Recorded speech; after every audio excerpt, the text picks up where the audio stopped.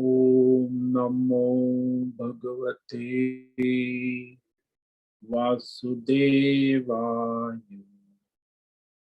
ओम नमो भगवते वासुदेवाय। ओम नमो भगवते वासुदेवाय। ओम नमो भगवते वासुदेवाय। ओम नमो भगवते वासुदेवाय। ओम नमो भगवते वासुदेवाय। ओम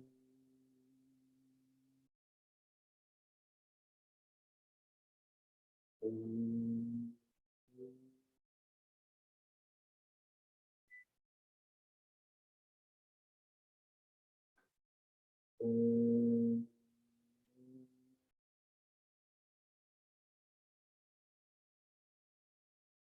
ओम श्री परमात्मने नमो नमः। ओम गणपतये नमो नमः। ओम सन सरस्वती नमो नमः। ओम गुरुभ्यो नमो नमः। ओम सहनाववतु सहनौ भुनक्तु सह वीर्यं करवावहै तेजस्विनावधीतमस्तु मा विद्विषावहै। ओम शांति शांति शांति। सदाशिवसमारंभां शंकराचार्यमध्यमाम् अस्मदाचार्यपर्यन्तां वन्दे गुरुपरम्पराम्। ओम पार्थाय प्रतिबोधितां भगवतां नारायणेन स्वयं व्यासेन ग्रथितां पुराणमुनिना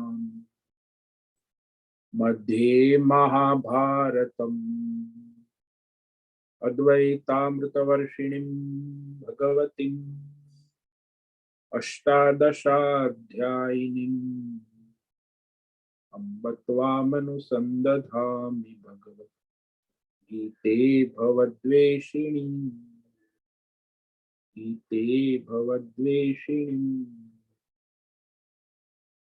वसुदेवसुतं देवं कंसचाणूरमर्दनं देवकी परमानन्दं कृष्णं वन्दे जगद्गुरुं।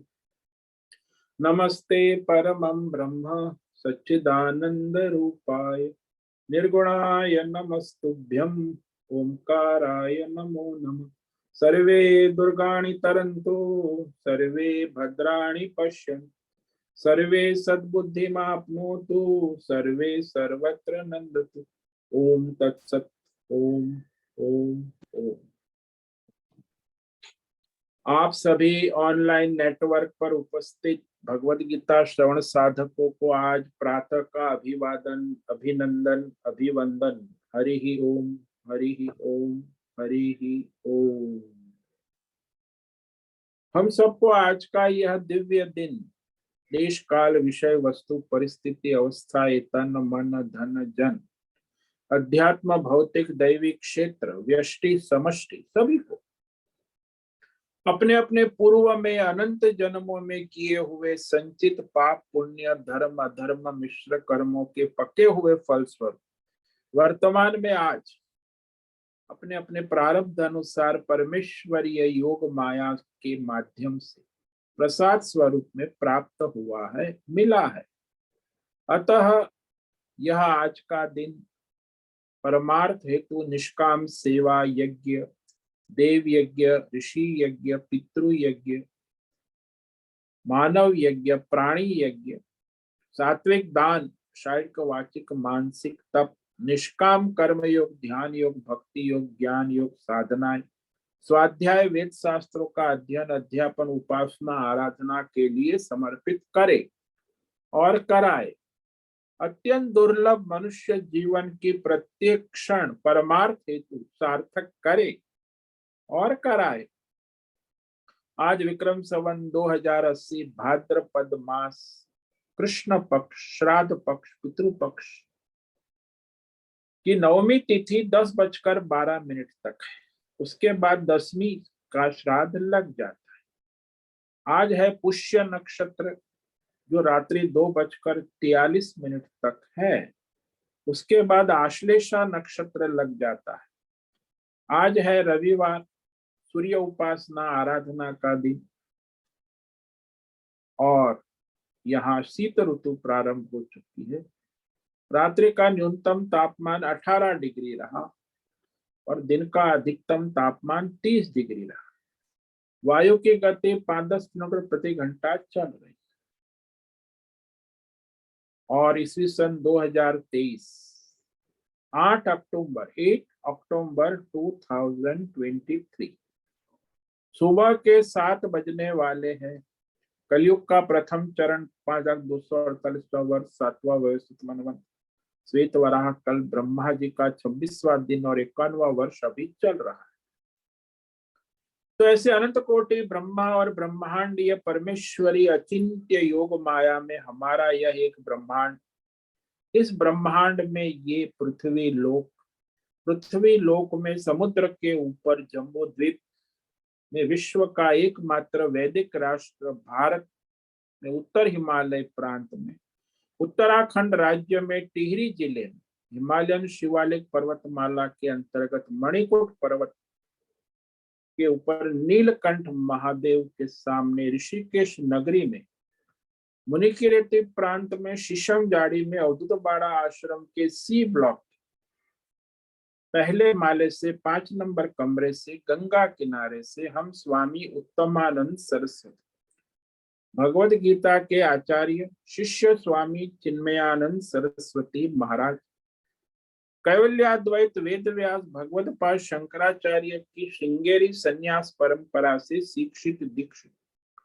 सनातन वैदिक भारतीय वैदिक हिंदू धर्म अनुसार संपूर्ण भगवद गीता ज्ञान यज्ञ ऑनलाइन चैतन्यमय जीवंत लाइव प्रसारण के अंतर्गत व्याख्यान माला में भगवद गीता अध्याय 2 सांख्य योग के श्लोक नंबर 55-56 पर संस्कृत एवं हिंदी में व्याख्यान करेंगे।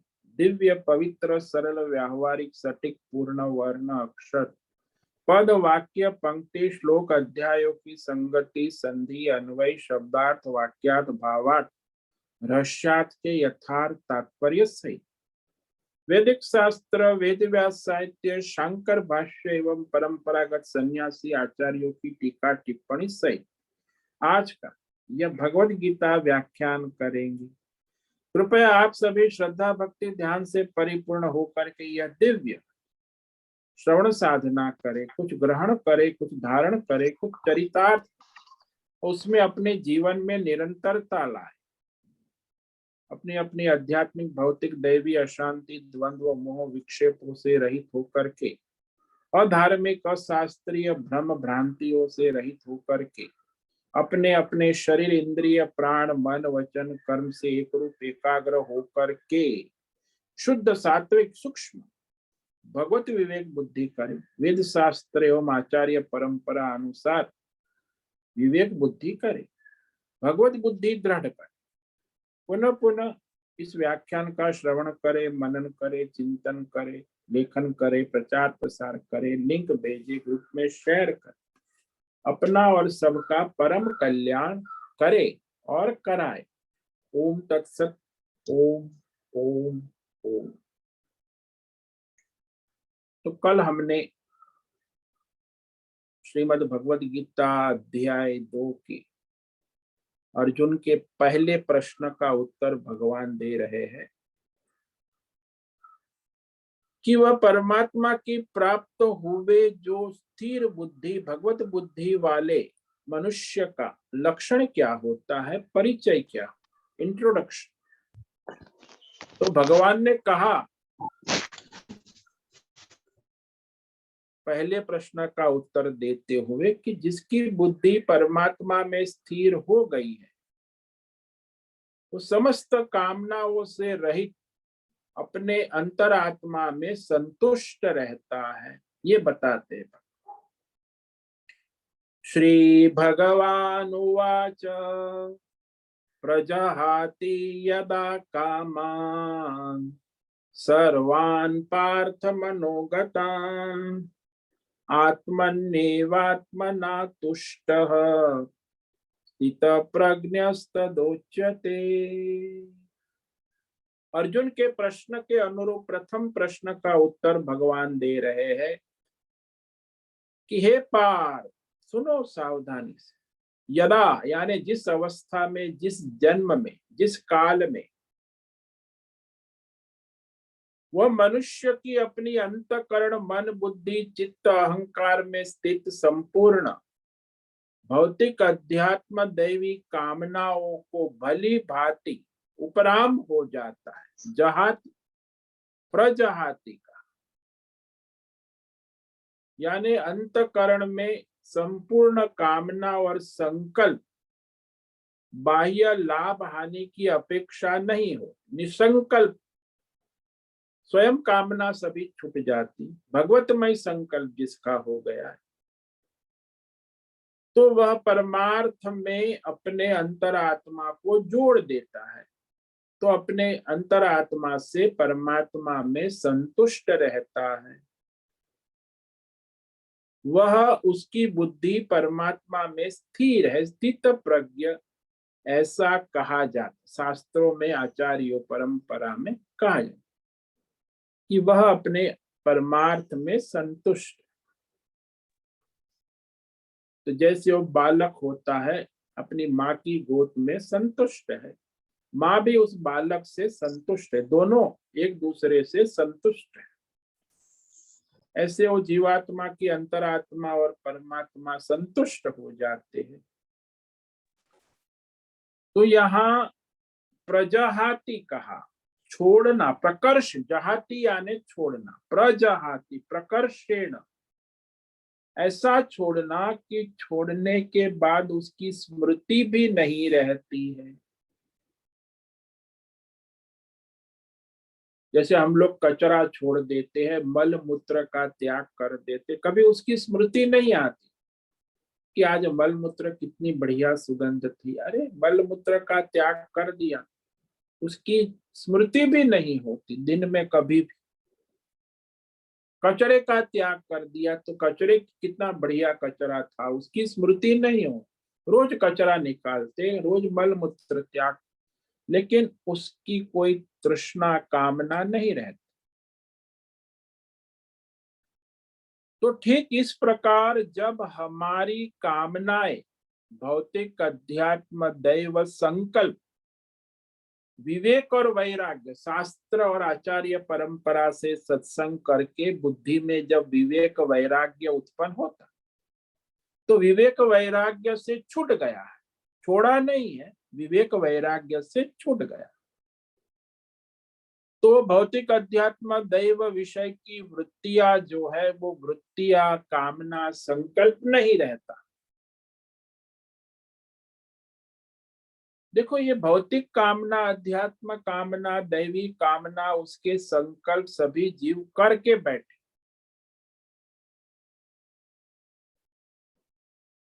और जो मनुष्य इस कामना को दोष वाली समझकर संकल्प, कामना को छोड़ दिया है, प्रजहाति प्रकर्षेण, प्रकर्षेण माने कामना कभी मेरे मन, बुद्धि, अहंकार में थी नहीं, वह भूल गए कि कामना नाम की कोई चीज है, अर्थात वह इंद्रिय, मन, बुद्धि में जो कामना रहती थी वो दूर हो गई। जैसे आप सो गए तो कहाँ गई सभी कामनाएं, आप सुषुप्ति में, आपकी इंद्रिय, मन, बुद्धि भी सो गए, तो उसकी सुषुप्ति में याद नहीं आती। यह निश्चय है कि मुझ में यह कामना हो नहीं सकती। हाँ, वो शरीर, इंद्रिय, अहंकार जीवात्मा के स्तर पे प्रतीत होती है, लेकिन मेरे अंतरात्मा में कोई कामना नहीं। जैसे सुषुप्ति में मनुष्य को कोई कामना नहीं कि सोने के बाद क्या करूंगा, क्या करना है। तो सोने के बाद कोई कामना, कोई करने की बात ही नहीं, बस सोना है। सुषुप्ति में कोई कामना संकल्प भी नहीं है, केवल सोना है, बस सो गए। ऐसे ही वो परमात्मा स्वरूप में उसकी बुद्धि लग गई। तो जो इच्छा और कामना, मेरी ही इच्छा, मेरा कामना, मेरी संकल्प, तो वह एक बार जब छूट जाती है तो उसका आना संभव नहीं, क्योंकि वो आत्मज्ञानी है, अपने परमात्मा में स्थित हो गए, फिर उसे कोई सांसारिक कामना आना संभव नहीं। तो यहाँ सभी लोग में एक शंका होती है कि संसार का मूल बीज ही तो भौतिक अध्यात्म दैव कामना और संकल्प है।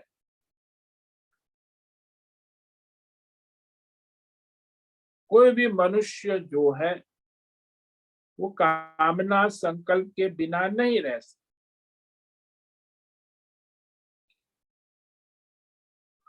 लेकिन यदि हमें उसके प्रश्न किया कि आपको कामना है मिठाई खाने की, तो मिठाई खिला दो तो प्रसन्नता। मिठाई की कामना नहीं है, क्यों भाई कामना नहीं, ले लो, थोड़ा बढ़िया मिठाई हुई, कहते लोग परसने वाले। नहीं नहीं नहीं, डॉक्टर ने मना किया है, मेरा डायबिटीज बहुत बढ़ गया है। तो फिर वो बढ़िया से बढ़िया मिठाई हमें लाओगे तो प्रसन्नता नहीं होगी, उल्टा खेद होगा, दुख होगा। अरे मुझे मत दो, मेरे पास मत लाओ, क्योंकि मुझे डायबिटीज बहुत हाई चल रहा है, इसीलिए मिठाई की संकल्प और कामना अब नहीं रहे, क्योंकि वहां कष्ट है, दुख है, विवेक नहीं है। वो डायबिटीज के कारण वो भोग की तृष्णा तो है, लेकिन वो डॉक्टर ने मना किया है, तभी वह विषय मिलने पर सुख दुख देता है।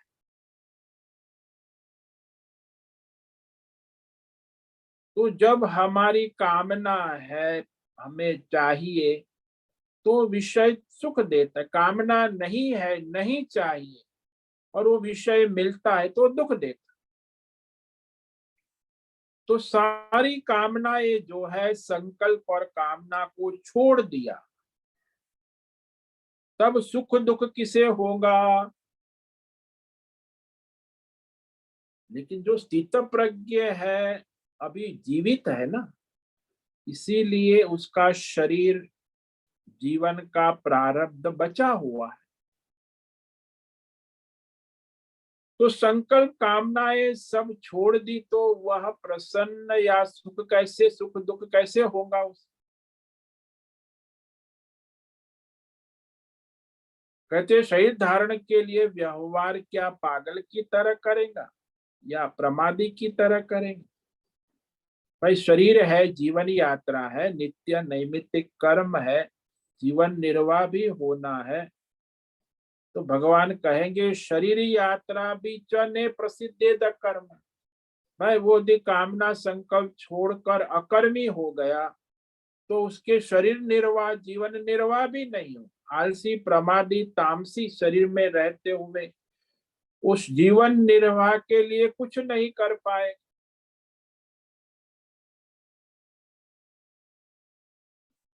तो यहाँ कोई संकल्प कामना सामने नहीं है, तो या तो पागल की तरह व्यवहार करेगा या फिर आलसी प्रमादी बन जाएगा।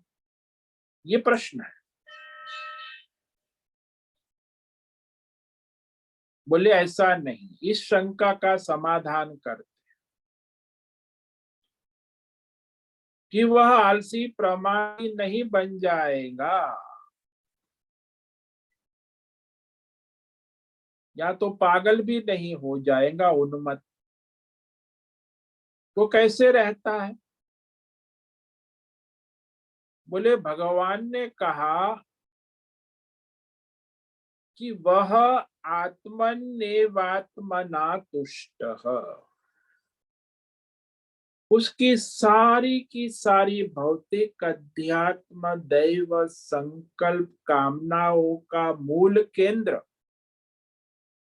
उसका अंतरात्मा है ना, और वो अंतरात्मा उसका परमार्थ का केंद्र भी है।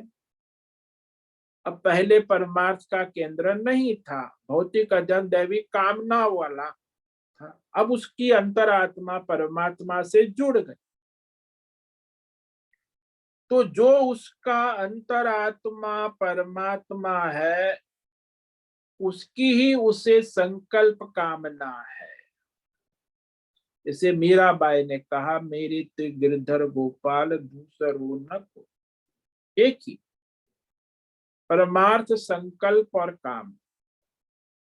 तो उसे किसी बाह्य भौतिक आध्यात्मिक दैवी लाभ की अपेक्षा हुए बिना सहज में अपने अंतरात्मा में उसे आनंद सुख मिलता है।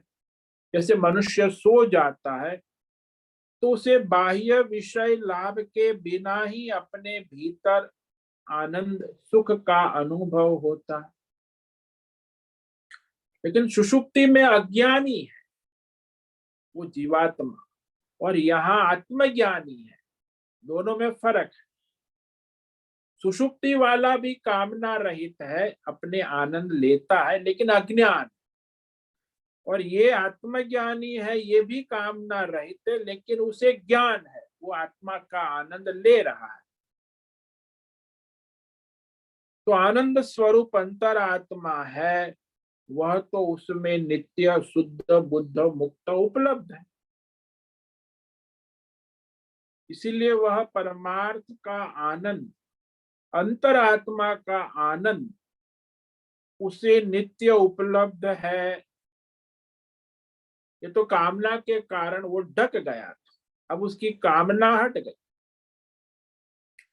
तो परमार्थ दर्शन रूपी अमृत आनंद की प्राप्ति होने पर और किसी भौतिक अध्यात्म दैव विषय की आवश्यकता नहीं रहती। जैसे भगवान ने आगे भी कहा, अपूर्यमाणम अचलम प्रतिष्ठम, जिसको सर्वत्र मीठा जल प्राप्त है उसे मटके बटल बाटल भरने की क्या जरूरत है। कि आज बॉटल वाले जो है उनका धंधा बंद हो जाए, सारी कंपनियां जल वाली, सर्वत्र मीठा जल उपलब्ध है, फिल्टर स्वच्छ। ऐसे जिसे सर्वत्र परमात्मा उपलब्ध है उसे फिर कौन से भौतिक अध्यात्म दैव कामना रह सकती। जिसे सर्वत्र दूध उपलब्ध है, तो आपको जब दूध चाहिए मिल रहा है, तो फिर आप गाय दोहने के लिए गौशाला क्यों जाओ। ऐसे जिसको अपने अंतरात्मा परमात्मा का बोध हो गया कि मेरे अंदर ही बैठा हुआ मेरा आत्मा परमात्मा है, और उसके द्वारा उसे निरंतर अखंड आनंद मिल रहा है, इसलिए उसे किसी बाह्य भौतिक अध्यात्म दैव विषय की कामना नहीं रहती, संकल्प भी नहीं रहती कि उसको अपने भीतर आनंद और प्रसन्नता मिलती है। परमात्मा में, अंतरात्मा में वह सदा सर्वत्र संतुष्ट रहे। जैसे वो बालक है 6 महीने का, माँ की गोद में आनंद से रहे, संतुष्ट है, उसे कोई संकल्प कामना नहीं, और किसी की कामना करता भी नहीं। हाँ, कोई उसे यहाँ वहां उठा के ले जाता है तो फिर वो रोता है, अरे मुझे मेरी माँ की गोद, मामी की गोद में आ गया तो मस्त हो गया। क्यों? दूसरी कोई ऐसे वो साधक है, भगवान का भक्त है, स्थित प्रज्ञ है, फिर उसे इधर उधर भौतिक अध्यात्म दैव विषय में भटकने की आवश्यकता नहीं है। वो अपने आत्मा अंतरात्मा परमात्मा के आनंद में मस्त है, संतुष्ट है। कहा भगवान ने तुष्ट, तुष्ट संतुष्ट, यानी खुश है, मस्त है। तो संसार में मनुष्य जो है वह भौतिक कामना और संकल्प करके संतुष्ट नहीं होता। कल ही मैंने पूछा कि अरे तेरा नाम संतोष है, रास्ते में उसका नाम तो क्या तू संतुष्ट है क्या? उसने तुरंत मुझे कहा, मां यही तो सबसे बड़ा प्रॉब्लम है महाराज, मेरा नाम संतोष है लेकिन मैं संतुष्ट नहीं हूं। ये सबसे बड़ा प्रॉब्लम है। मनुष्य संसार में असंतुष्ट ही रहता है, चाहे कुछ भी दे दो उसे, और चाहिए और चाहिए और चाहिए। और ये आत्मज्ञानी है, उसे कुछ ना मिले, कुछ ना है, कुछ नहीं, एक लंगोटी एक कमंडलू है, सन्यासी है, संतुष्ट है, और कुछ चाहिए नहीं। हाँ, भिक्षा भोजन सही निर्वाह के लिए कुछ दवाई भिक्षा है, बस, और कुछ नहीं चाहिए, संतुष्ट है। तो आत्मनि एव संतुष्ट, अरे उसे परमानंद अंतरात्मा में कैसे मिलता है? अरे भाई, परमात्मा और भौतिक अध्यात्म दैव संसार का जो विवेक है उसे हो गया, विवेक प्रज्ञा जागृत हो गई कि अरे ये तो प्रज्ञा ऐसी दृढ़ हो गई कि ये संसार तो व्यर्थ है, परमार्थ के सिवा कुछ है ही नहीं। तो वह परमात्मा में संतुष्ट रहता है, उसे संतोष है। इंद्रिय मन बुद्धि में रहने वाली सारी संकल्प और कामनाएं वह समाप्त हो जाती, तब वो अपने अंतरात्मा के आनंद में मस्त हो जाता है। तो परमार्थ दर्शन, परमार्थ ज्ञान के स्थिति तो आनंद से वह परिपूर्ण रहता। आप जब पढ़ो किसी भी संतों का चरित्र जो परमानंद में मस्त है, तो आपको पता चलेगा कि वो अपने परमानंद में मस्त है, परिपूर्ण है। वो कुछ बाह्य विषय कामना पर निर्भर नहीं, क्योंकि वह उसकी विवेक प्रज्ञा भगवतमय बुद्धि दृढ़ हो गई। तो परमार्थ में बुद्धि होने से अनात्मा भौतिक दैवी पारमार्थिक विषयों की कामना, तो दैवी विषय की कामना या भौतिक या अध्यात्म विषय की कामना नहीं रहती, कि उन्हों को अलग कर दिया है ना, विवेक हो गया, अलग करके जान लिया कि ये जो है अवस्था में वह उसकी बुद्धि अब परमार्थ में स्थित हो गई, प्रज्ञा, स्थित प्रज्ञा, परमात्मा में स्थित दृढ़। तो इंद्रिय मन बुद्धि में जो भौतिक दैवी कामनाएं हैं अब वो समाप्त हो, क्योंकि सर्वत्र उसे परमार्थ दर्शन हो रहा है। अब मैं भी समाप्त हो गया, मेरा भी समाप्त, नहीं तो अज्ञान में मैं जीवात्मा, ये मेरा परिवार, पैसा, पद, प्रतिष्ठान, ये सब मैं मेरा की कैसेट बंद हो। अब भगवान ही भगवान है, परमात्मा ही परमात्मा है। तो उसकी इंद्रिय मन बुद्धि भी भगवान में लग गई, तो परमात्मा में संतुष्ट है। आत्मनि, रमण भी उसी में करता है, उसी में आराम करता है, खेलता है। भगवतमय दृढ़ निश्चयात्मक बुद्धि में स्थित हो गए, तदा स्थित प्रज्ञ उच्यते। आत्मना आत्मनि एव तुष्ट, यानी अपने अंतर आत्मा को परमात्मा से जोड़ दिया है और उसमें संतुष्ट है। अब ये जो सारे मनुष्य संसार में संसारियों की कामनाएं होती है, सांसारिक, साधक की कामना होती है साधना की, और सिद्ध की कोई कामना नहीं होती, न संसार की न साधना की, क्योंकि वो साधना भी उसकी हो गई है ना, इसलिए कोई साधना की कामना भी नहीं। तो इस प्रकार वह परमार्थ में स्थित हो जाता है। अर्जुन का प्रश्न था कि स्थित प्रज्ञ उस ज्ञानी है, भगवत ज्ञानी, तो उसका लक्षण क्या है?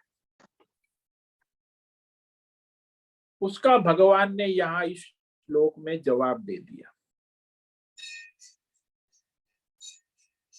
तो वो हर समय निरंतर भगवान का स्मरण बना रहता है, मैं और मेरा का स्मरण छूट जाता है। अब न मैं रहा न मेरा, अब भगवान रहे और भगवान का सब भगवान का है, इसमें न मैं हूं न मेरा है। तो उसने कह दिया कि हे कामना, अब मैं तेरा नहीं हूं और तू मेरी नहीं है, तू भगवान की हो गई, मैं भी भगवान का हो गया।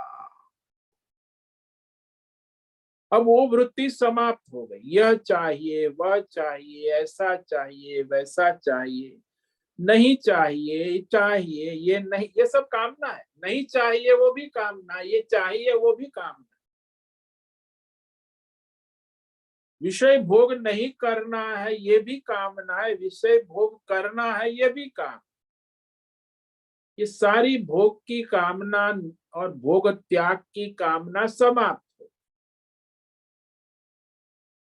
यानी बुद्धि जो है भौतिक अध्यात्म दैवी कामना संकल्प से रहित हो गया। उसे सांसारिक लाभ हानि की कोई अपेक्षा नहीं, न लाभ चाहिए न हानि चाहिए। तो निसंकल्प हो गए ना, भगवतमय हो। तो यह कहने के बाद यहाँ इस अवस्था में आत्मानंद के समुद्र में, अपने अंतरात्मा के आनंद समुद्र में संतुष्ट हो गए। तो वो परमार्थ की स्थिति में उसकी मन बुद्धि इंद्रिय में कोई कामना नहीं है, परमानंद में स्थित है ना। तो सभी कामनाओं की निवृत्ति हो जाने से उसका जो अंतरात्मा का आनंद है परमात्मा, वो उसके सामने प्रकट हो जाता। अभी तक ढका हुआ था भौतिक अध्यात्म दैवी कामना संकल्प से, उसकी आत्मा का आनंद ढका हुआ। जैसे दृष्टांत ले लो कि एक तालाब है, स्वच्छ जल का तालाब, और उसमें हीरे मोती पन्ने जवाहर सोने के अनेक जवाहरात पड़े हुए सारे, लेकिन दिखते नहीं। क्यों नहीं दिखते भाई? तालाब है, वो भी 1-2 फीट गहरा है, ज्यादा गहरा भी नहीं तालाब। तो हवा चल रही है, लहरें दिख रही है, तो हम समझते हैं कि यहाँ केवल लहरें है, पानी है, लेकिन वह हीरे पन्ने मोती माणिक्य पड़े हुए हैं, दिखते नहीं। लेकिन जब हवा शांत हो जाती है, लहरें शांत हो जाती, पानी एकदम स्थिर हो जाता है, तब वो तालाब में हमें हीरे मोती पन्ने माणिक्य स्पष्ट दिखने लगते हैं। तो पता लगता है कि यहाँ तो कितना खजाना पड़ा हुआ है। ठीक इसी प्रकार जब हमारी इंद्रिय मन बुद्धि में ये भौतिक अध्यात्म दैवी कामनाओं की लहरें चल रही है, कामनाओं के संकल्प की कामना, और संकल्प से कामनाएं उत्पन्न होती रहती है, तो वही हमारे अंतरात्मा में परमात्मा भी है। सच्चिदानंद परमात्मा अधिष्ठान रूप से नित्य उपस्थित, जैसे उस तालाब में हीरे मोती माणिक्य उपलब्ध है, लेकिन ऊपर पानी है और लहरें उठ रही है, इसी प्रकार हमारे अंतकरण इंद्रिय मन बुद्धि में बहुत सारी संकल्प और कामनाएं भौतिक अध्यात्म दैव लहरें उठ रही है, तो वो जो मूल सच्चिदानंद अंतरात्मा है वो ढक जाता है।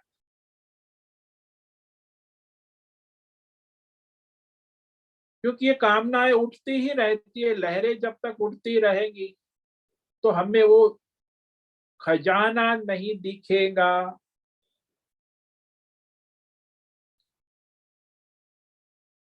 तो वह उसी से वंचित हो जाता है। इसीलिए कहा प्रजहाति यदा का, ये जो भौतिक अध्यात्म दैवी कामना संकल्पों को जब वो छोड़ देता है विवेक पूर्वक वैराग्य से, तो अपने भीतर सच्चिदानंद परमात्मा का आनंद समुद्र उसे प्राप्त हो।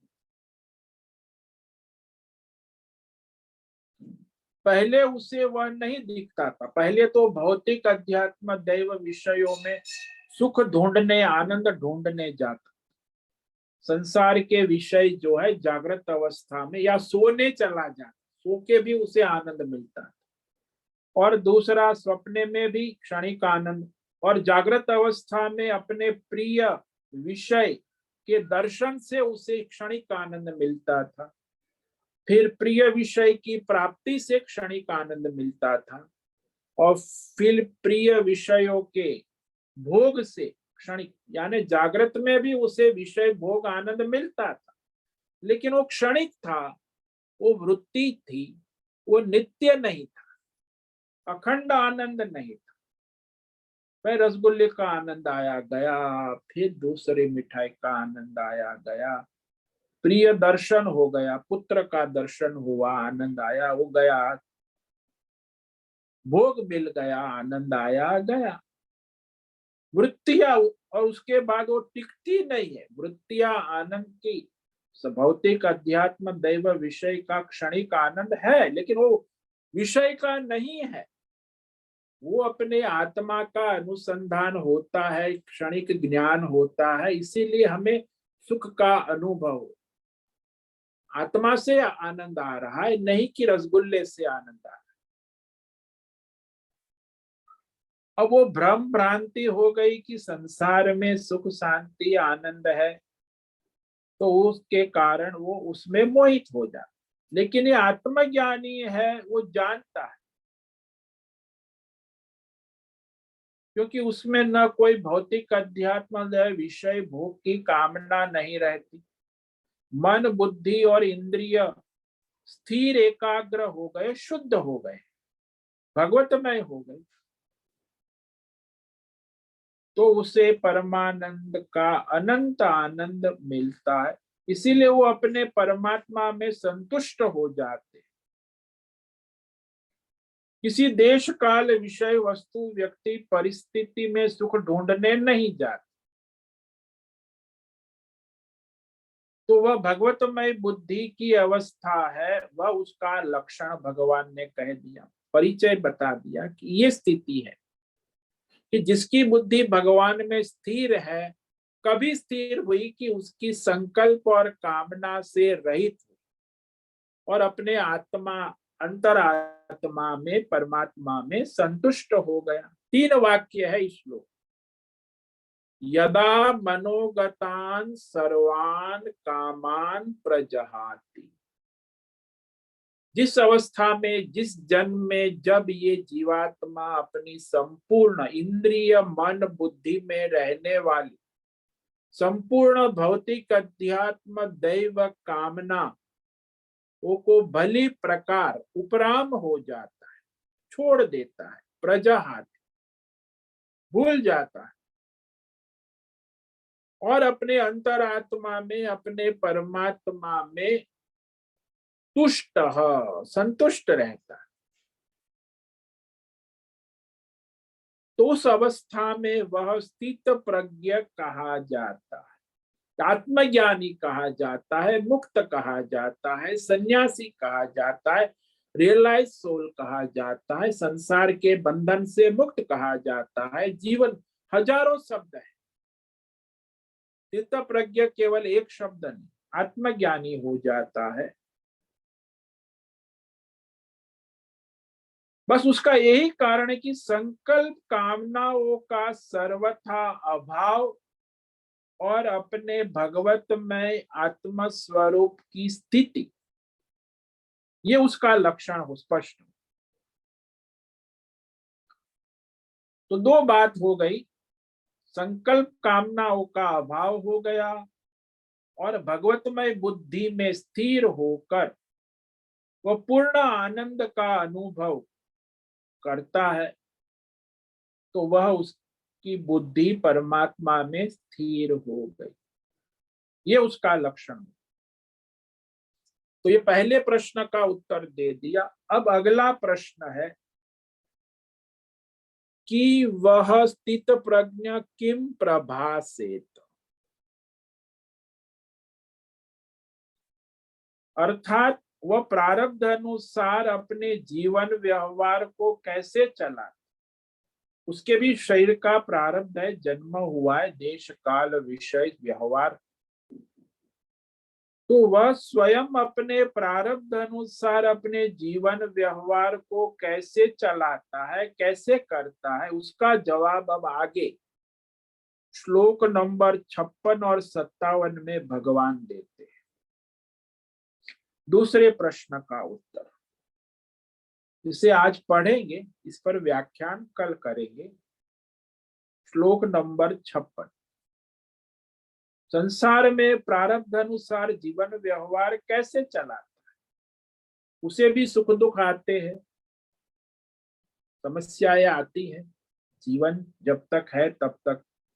तो उसका जवाब भगवान ने कहा, दुखेष्वनुद्विग्न मनाः सुखेषु विगत स्पृहः वीतराग भय क्रोधः स्थितधीर मुनिरुच्यते। उसे प्रारब्ध अनुसार जब दुख आते, भौतिक अध्यात्म दैव दुख, तो उसमें वह उद्वेग रहित इंद्रिय मन बुद्धि वाला हो, उसकी इंद्रिय मन बुद्धि में कोई उद्वेग नहीं, और जब उसे प्रारब्ध अनुसार भौतिक अध्यात्म दैव सुख की प्राप्ति होती है, सुखेषु विगत स्पृहा, तो और चाहिए ऐसी स्पृहा तृष्णा नहीं होती। मनुष्य को सुख की तृष्णा स्पृहा होती, और चाहिए, उसे कोई तृष्णा नहीं, प्रारब्ध से प्राप्त हुआ, आया और गया, निस्पृह, और राग भी नहीं है, आसक्ति भी किसी भौतिक अध्यात्म दैव विषय में नहीं, भय भी नहीं है छूटने का विषय, क्योंकि मनुष्य को संसार के विषयों को छूटने का भय, वो भौतिक अध्यात्म दैव भय भी नहीं, और क्रोध भी नहीं है, क्योंकि विषय की अप्राप्ति में क्रोध होता है, उसे तो विषय की प्राप्ति की आकांक्षा ही नहीं, तो जब कामना ही नहीं है तो क्रोध कहां से होगा। तो वैसा वह भगवतमय बुद्धि वाला मुनि सन्यासी कहा जाता है। तो इस श्लोक पर हम कल विचार करेंगे। आज जो हमने विचार किया, ये पहले प्रश्न का उत्तर भगवान ने दे दिया, एक ही श्लोक में दिया कि वह आत्मज्ञानी, वह सन्यासी, वो भगवतमय बुद्धि जिसकी हो गई है, उसकी सारी संकल्प और कामनाएं समाप्त हो गई, भौतिक अध्यात्म दैव और अपने अंतरात्मा में आनंद करता है, संतुष्ट रहता है।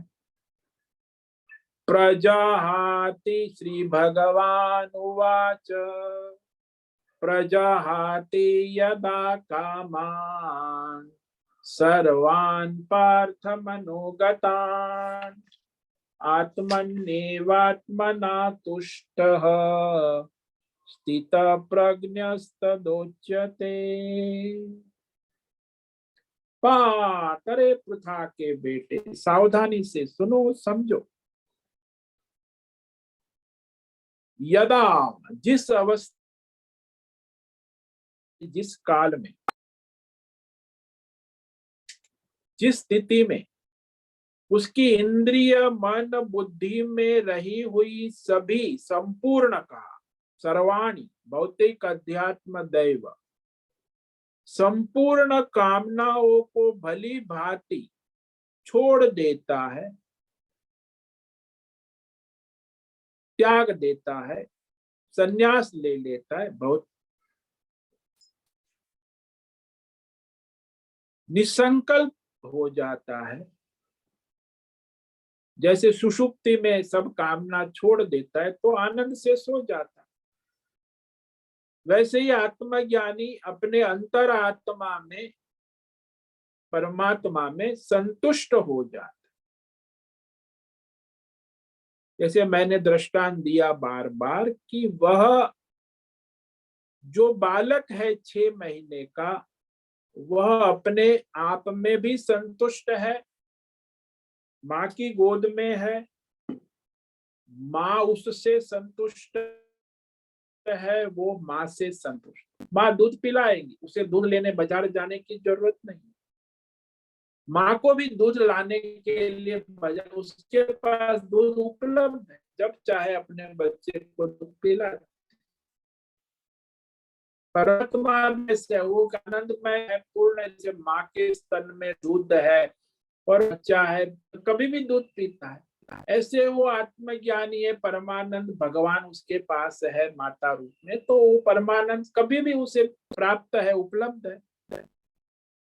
वो माँ से संतुष्ट है, 6 महीने का बच्चा, और माँ भी उससे संतुष्ट। ऐसे ही ये आत्मज्ञानी स्वयं परमात्मा में, परमात्मा भी उससे संतुष्ट है, दोनों एक दूसरे से संतुष्ट रहते हैं। उस अवस्था में वह सन्यासी कहा जाता है, स्थित प्रज्ञ कहा जाए, आत्मज्ञानी कहा जाता है, जीवन मुक्त कहा जाता है, साक्षात्कारी कहा जाता है। ये सब शब्द बहुत ही शास्त्रों में आपने पढ़े हो। कई लोग ये शब्दों से भ्रमित हो जाते। स्थित प्रज्ञ का अर्थ क्या है, सन्यासी का अर्थ क्या है, आत्मज्ञानी का अर्थ क्या है, साक्षात्कार क्या है, ये सब एक ही बात। तो संस्कृत में एक विशेषता है कि संस्कृत एक शब्द के 150 अर्थ होते, अंग्रेजी में इतना नहीं है। उसलिए अंग्रेजों की समस्या नहीं है, उसे तो एक आंटी बोल दो काम हो गया, आंटी। अरे यहाँ तो भाई नानी, मामी, चाची, ससुर, कितने नाम है। संस्कृत भाषा में 200-300 करोड़ शब्द बन सकते हैं, और अंग्रेजी तो अभी डेवलपिंग भाषा है, 5-6 लाख शब्द उसके पास है, उसी में सारी दुनिया में बड़ा हो हल्ला मचा रखा है कि बहुत बेस्ट भाषा। 5-6 लाख शब्द है, नए नए शोध कर रहे हैं तो कितने हर समय ऐड करते रहते, ऑक्सफोर्ड यूनिवर्सिटी। तो एक सीमित भाषा है, और संस्कृत है इसीलिए विशाल भाषा। तो स्थित प्रज्ञ का भी भाषा वो संस्कृत जैसी है, विशाल। वो अंग्रेजी जैसी सीमित बुद्धि नहीं, परमात्मा से जुड़ गई बुद्धि है, स्थित प्रज्ञ। तो कहलाता है उच्चते, कहा भगवान ने, तभी वो परमार्थी कहलाता है, भगवत में कहलाता है, और अपने आत्मा में मस्त रहता है। ओम नमो नारायणाय, ओम नमो नारायणाय, ओम नमो नारायणाय, ओम नमो नारायणाय। ओम नमो नारायणाय। कायेन वाचा मनसेन्द्रियैर्वा बुद्ध्यात्मना वा प्रकृते स्वभावा करोमि यद्यत् सकलं परस्मै नारायणायेति समर्पयामि। ओम सर्वे भवन्तु सुखिनः, सर्वे सन्तु निरामया, सर्वे भद्राणि पश्यन्तु, मा कश्चित् दुःखमाप्नुयात्। अस्तु मा सद्गमय, तमसो मा ज्योतिर्गमय, मृत्योर्मा मृतंगमय। ओम पूर्णमद पूर्णमिदं पूर्णात् पूर्णमुदच्यते पूर्णस्य पूर्णमादाय पूर्णमेवावशिष्यते। ओम शांति शांति शांति। शंकरं शंकराचार्यं केशवं बादरायणं सूत्र भाष्य कृत वंदे भगवन्तौ पुनः पुनः। ईश्वरो गुरुरात्मेति मूर्ति भेद विभाग व्योमवद्व्याप्तदेहाय दक्षिणामूर्तये नमो। ओम गुं गुरुभ्यो नमो नमः। ओम तत्सत् ब्रह्मार्पणमस्तु। ओम ओम ओम।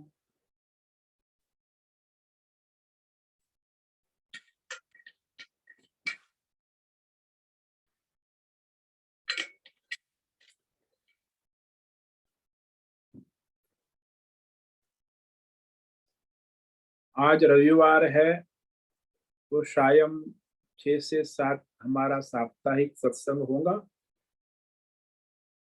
शाम को कौन आएंगे, होस्ट में कौन है? 6 से 7 हेलो स्वामी हाँ जी, ओम नारायण है। मैं ही हूँ सर, कौन हो? हाँ रुपेश पाटिल। अच्छा, आप शाम को है हाँ 6 से 7। हाँ स्वामी जी। ठीक।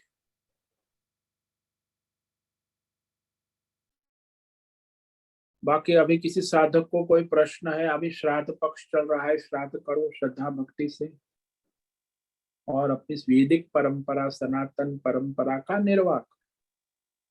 किसी को कोई प्रश्न है पूछ सकते हैं।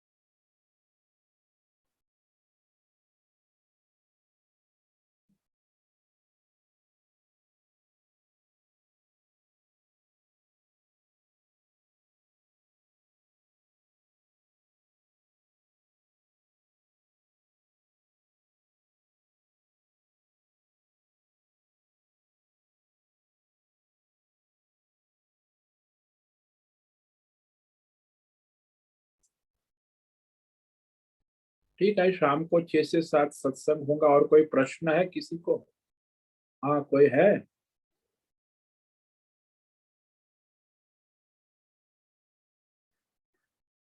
किसी को कोई प्रश्न हो तो अभी पूछ सकते। प्रश्न तो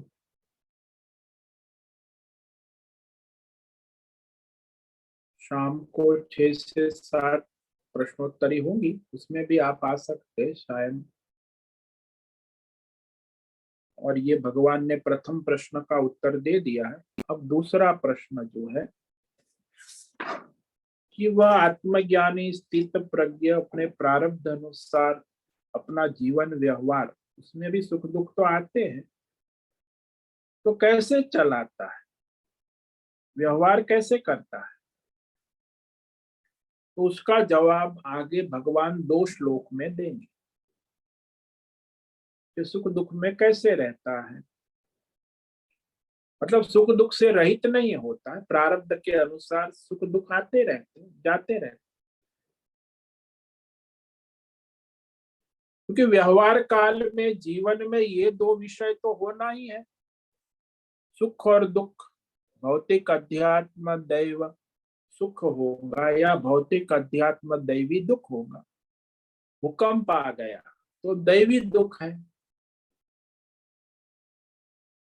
बीमार बुखार हो गया आध्यात्मिक दुख है,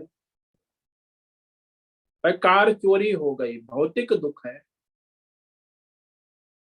तो भौतिक दुख, अध्यात्म दुख, दैवी दुख और सुख भी आते हैं। कार मिल गई, स्वस्थ हो गए,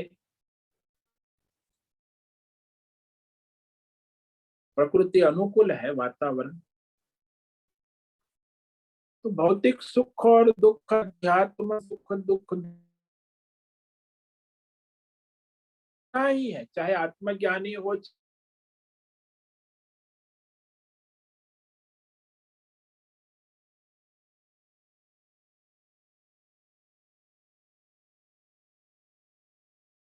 को भी जीवन में सुख दुख तो आते ही है। वो कैसे रहता है इसका भगवान विस्तार से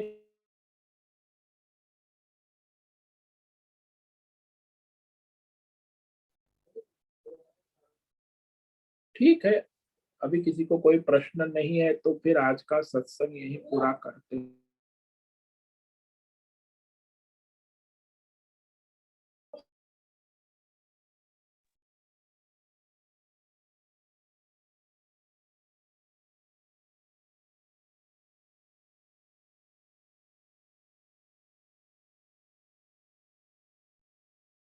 बहुत से निवेदन है, आज का सत्संग पूर्ण करें। ओम नमो नारायण स्वामी जी। आज का ये ओम दिव्य नमो सत्संग नारायण। आप सबको यही पूर्ण करते हैं। ओम सभी नमो सज्जनों को नारायण। ओम नमो सबको ओम नमो नारायण। नारायण। प्रणाम सबको ओम स्वामी नमो जी। ओम नमो नारायण स्वामी जी। ओम नमो नारायण ओम नमो नारायण। ओम नमो नारायण ओम नमो नारायण स्वामी।